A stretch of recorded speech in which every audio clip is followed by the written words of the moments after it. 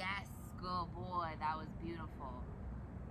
Gonna give him multiple rewards for keeping position. Free. Doing that release word. Tighten. Yes. I don't know if you've noticed how fast he's starting to spin and look at me now that he's hearing his name. That's why we like to practice that disengagement, re-engagement. Lay. Yes. There we go. So I want that belly on the ground before I give that correct marker. Lay. Yes. Good boy. Again, rewarding multiple times for keeping position. Free. And giving that release word. Good boy. Tighten. Yes. Lay.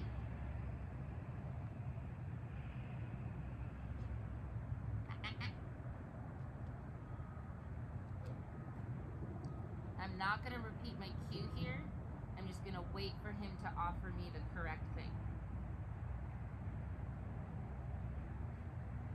Yes. Right, just like that sit, he'll go through his repertoire of things that we asked. Free. And the reason why I don't want to repeat my cue is I want him to listen to the cue one time and respond. I don't want to repeat it over and over and over again. So if he doesn't respond with the correct behavior the first time, I'm just going to wait for him to think about it and figure it out. That's also going to get him to come back into think and learn mode. If he did kind of go into some sort of emotional state for some reason, got too excited, distracted, whatever, it kind of brings him back because he goes, oh crap, you're not going to tell me. I have to think about what you might want me to do right now. Okay. Lay. Yes. Good boy. Well done. Yes. Good boy. Free.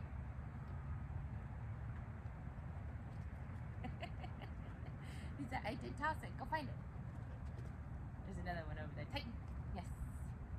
Good boy. Alright. Practice that down a couple of times. I still want you to just work on that physical.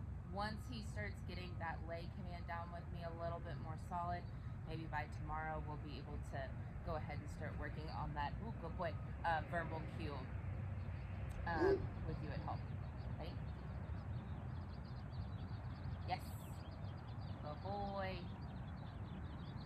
Yes. Boy. Yes. Good boy. I'm waiting to drop my hand, yes, until I get an immediate disengagement. Yes. Still doing some smelling here. Yes. That's what I'm looking for. Yes. Yes. Good boy. Yes. Yes. And getting it on the ground, that's really hard. Yes. Good boy. Yes. Good boy. Yes. Good boy. Fine. I'm going to reset. Now we'll associate that verbal. Leave it. Yes. Leave it. Yes. Leave it. Yes. Leave it. Yes. Leave it. Yes. Good boy. That was really close to him too. Leave it. Yes.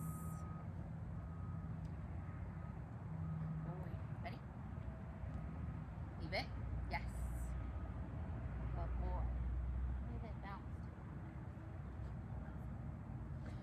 Now at the end of this game, when I tell my dogs to leave it, it's something that I want them to leave forever, right? It's a pill on the ground, it's my kid's toy, it's a rattlesnake in the grass. I don't want them to go back and investigate, especially when we're out in public. If I'm in patios and I've had this happen, I had a toddler that was just throwing rice at a Mexican restaurant everywhere.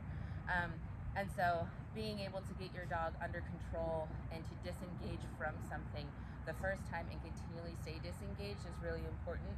And that's one of the reasons why I never teach leave it with them eventually getting the thing, right? We can teach like a wait cue for that if you want it. But leave it really should be forever. It's done, no chances, right? So because of that, I never want them to get the reward that I've been having them disengage from. So make sure that when we're finished with this game, we're tossing a treat for them to go find, putting that reward in our hand they've been disengaging from back in our bag. The reason why I want them to go get a treat is that if we just wait for them to disengage, they could see us at that last minute putting that treat back in our bag. And they do understand object permanence. So if they see that treat go back in our bag, they're going to assume the next treat is the one that we've been telling them to disengage from. And I want them to go, oh, we never get the thing that we've been practicing disengaging from and eventually told to disengage from. Okay, so yesterday we did right. Today we're going to do left. Yes. Good boy.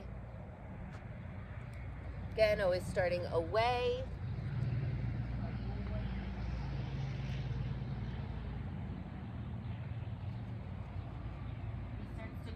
Wrong side, just like yesterday, we stop, wait for him to come back to the correct position. If he needs help with some guidance, we can do that little pat on our side. Again, to stay on the outside. And you can start, once he starts figuring this out, of actually changing your pace so that sometimes you're going faster and he needs to speed up in order to stay that pace with you. Or you can dramatically slow down and he has to stay this pace with you, right? But because we're associating the target area, he's gonna be doing what he can to stay in the target area.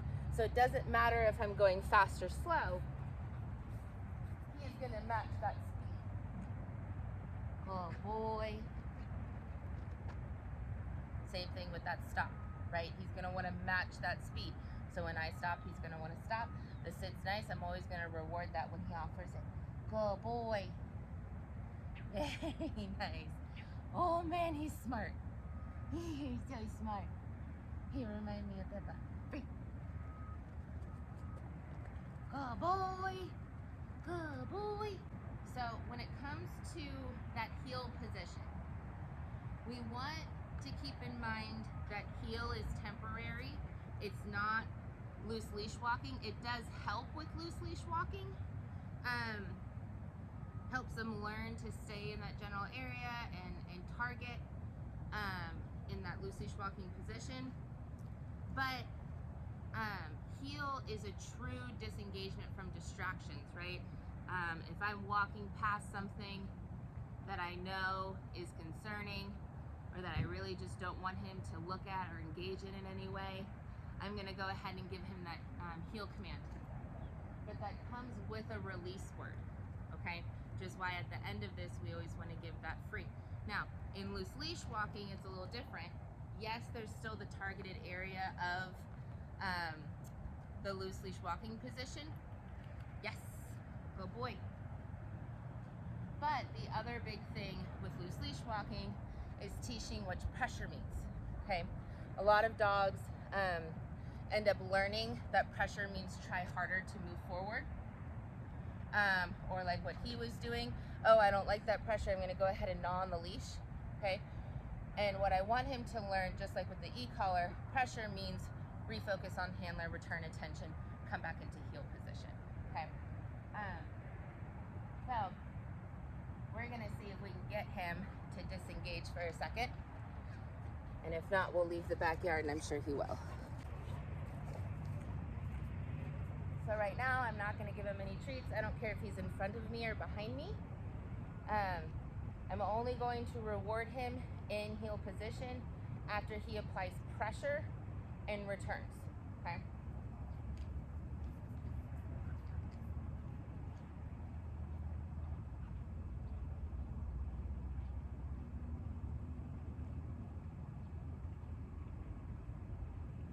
Yes. Oh boy. Got a little pressure applied there when I did that turn. He's doing good staying in heel though. Yes. Oh boy.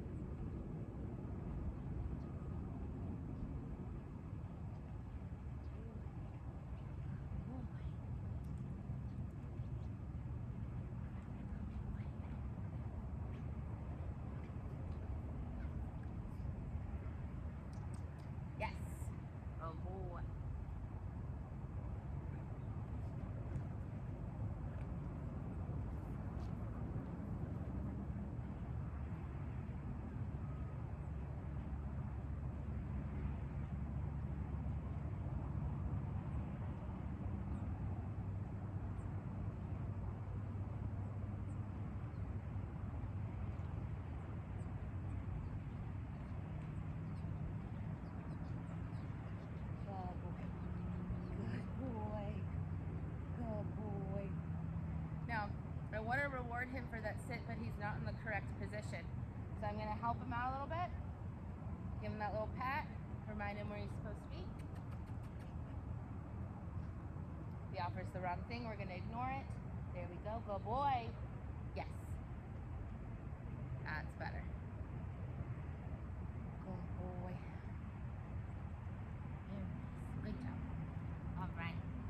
So when you take him on walks, anytime you have him on a lead, let's make sure that we're associating what that pressure means. So if he applies that pressure, we stop, wait for him to come back into loose leash walking position or heel position, and reward for returning to that position. So he really starts to understand that pressure means return, and join back up with your handler. And again, this is a way to teach him to loose leash walk correctly, but making sure that he understands what that pressure means is going to make sure that he doesn't develop some sort of reactivity, especially because he is such a friendly dog. We don't want him to start associating pressure with people and other dogs, and then you start getting a dog who's barking and lunging when he sees another dog because he thinks that pressure is going to be applied, and that's uncomfortable. You want to do one side, do the other side. Oh, get your ear under there, sorry bud. And again, I like to pull it up behind the ear here. It's a really sensitive spot. That way I don't have to go so high on the stem to the point where it becomes painful. My goal with e-collars is not to apply pain.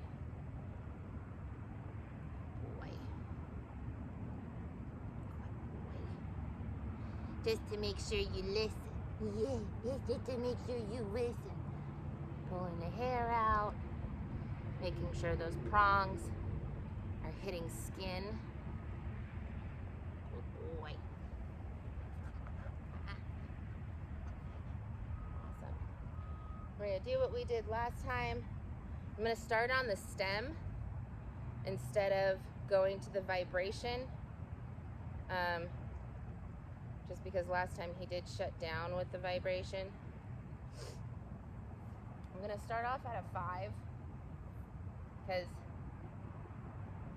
most dogs can feel it inside around, yes, that like 5 to 7 mark. I don't even feel it again until it hits those higher numbers, so I'm not gonna expect a dog to feel it. Oh boy. Yes. So right now I'm at a 13 and I'm getting eye blinks, right? And this is one of the reasons why I like to give those treats on the lower level, even if I'm not seeing a physical response, because they might still be feeling it. They're just not responding necessarily to it by blinking or moving their eyes. Good boy. Alright, so we're gonna test it. Okay. Go find. Yes! Good boy. So what I'm doing now is, again, the same exact thing as that name game that we play. The only difference is instead of saying his name, I'm using the stem. Go find. He gets the treat, I hit the stem. Yes! And the stem stops as soon as he turns to look at me. He is coming to me to get the treat, but that's not what I'm teaching him just yet. It's just attention. Go find. Oh, he didn't see it. Go find. He's lazy with his nose. Yes. Good boy. Good boy. Find.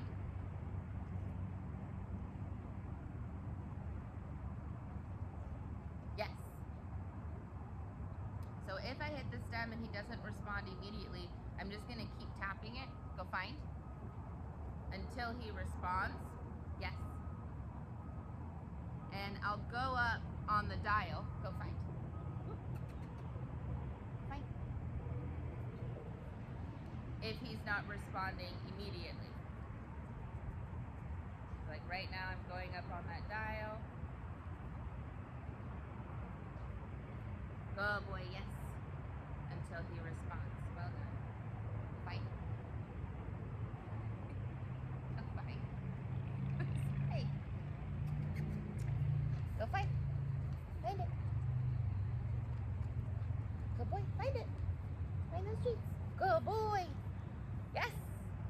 you go. Good boy. So I used that vibration at the very end of that time. So I was going really high up on the stem and he still wasn't responding. You can see he didn't want to leave my side again. So I really don't want to use that vibration as much as possible because it is really intense compared to the low stem. Go find it.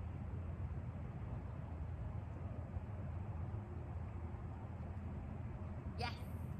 Good boy. Go find it. Go find it. Yes. Good boy. Go find it. Go find it. Go find it. Where's that nose?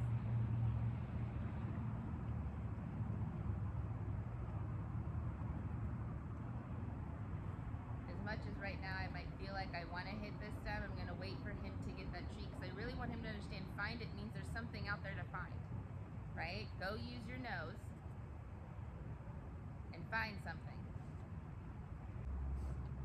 Really close to what? There we go. Yes. Good boy. Find It is also a really great game if it's nasty outside, free, and we want to mentally stimulate him. Sending him to go find things in the house, stuff like that, can be a great mental game and wear him out. Good boy. Yes. Good boy. Good boy. You're getting it, smarty pants. All right, one more. Fight. Go find it. Go. Go find it. Come on. Come on. Come on. Go find. Go find. There's like 4 of them out here. Find it. Find it. Use your nose. Good boy. Good job. Good job. You can let me know one of his favorite things that he would love to steal, whether that would be like peanut butter, chicken, beef, right? Something that he would just go crazy over. It'd be really hard for him to disengage from. We're gonna start using higher value things to disengage from soon. So just compiling in your mind things that he likes to steal. If there's anything in the house that he definitely should not take that he tries to, like socks, shoes, things like that, let me know because I'd like to work on that specifically with him.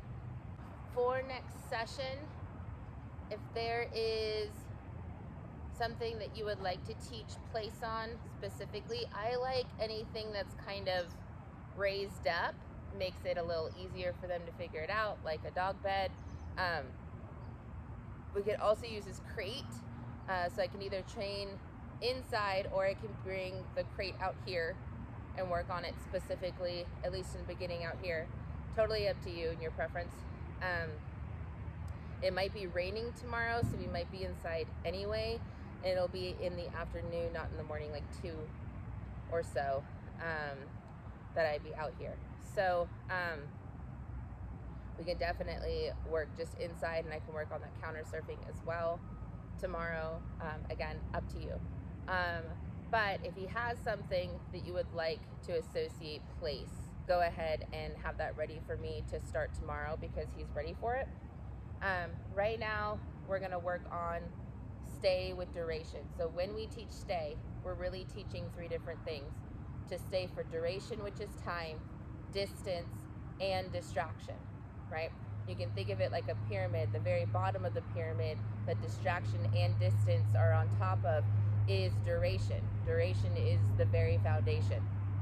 So that's the first one that we start with. I like to get up to at least 20 seconds before I move on to distance. Good boy. And what I'm going to do is I'm going to count in my head anywhere between 1 and 5 to start off, and give him rewards in between that 1 and 5. Yes. And then give him that release word. Free. Go get it. Go get it. Now he doesn't want to leave. Get it. Get it. Good boy. Tighten. Good boy. Down or lay. Yes. Good boy. So you did between 1 and 5. We're going to do between 1 and 10. Yes. Yes.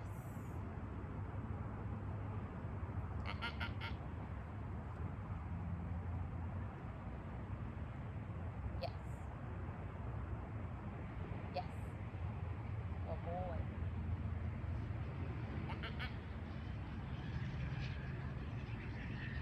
Duration's hard. Good boy. Good boy. Free. And that's okay. It's really normal for our dogs to struggle with duration in the beginning. Good boy. This is why we start off in those small intervals. And the reason why I say between 1 and 5, between 1 and 10, is that if you're consistently increasing your interval in duration, they're going to catch on and go, this is a boring game, I don't like it, I don't want to play anymore, it's not worth the treats. But if you're consistently changing that amount to where maybe one time is 5, one time is 3, one time is 10, and then the next time is 2, they don't know how long you're going, and they're going to go, okay, any second they could release. Any second he could give me the correct marker, so I'm just going to wait one more second. I'm just going to wait one more second. And it teaches them that patience to just wait and hold on, because it's going to happen if they just keep waiting. Down, or lay. Yes. Good boy. Yes.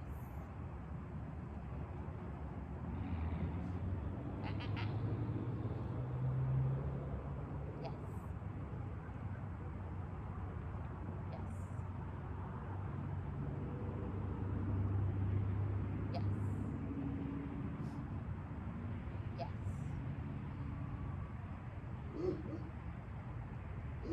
Yes.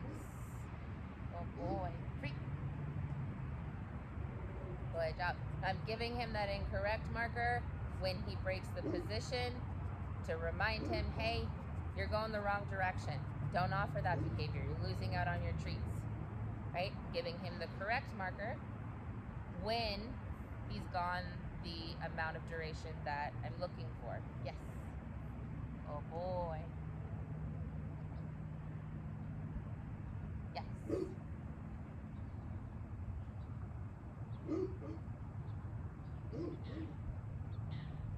Oh boy, I'm increasing now. 15.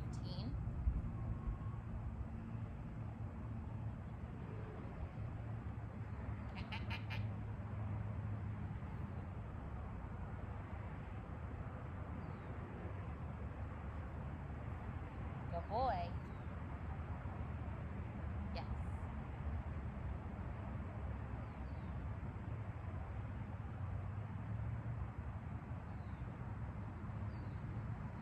Yes. Good boy. Well done. Free. Now that was about 20 seconds. Couple of things to keep in mind when you're practicing duration. We don't really want to be giving a whole lot of attention to him or adding in a lot of distractions. That's going to come after he has this duration down. So I'm quiet, I'm not making noises, I'm not really moving, and I'm not making direct eye contact, because I don't want him to rely on the direct eye contact to keep a stay, right? I want to be able to disengage and do whatever I have to do. I also am not holding my hand up. I don't mind if you give a quick little hand motion if you really feel the need to, but we never hold our hand up the entire time, because if you have to leave the room or if you have to pick something up, you can no longer give them that hand signal. So we want to make sure that he's not reliant on that. Okay. Biggest thing here again is giving that release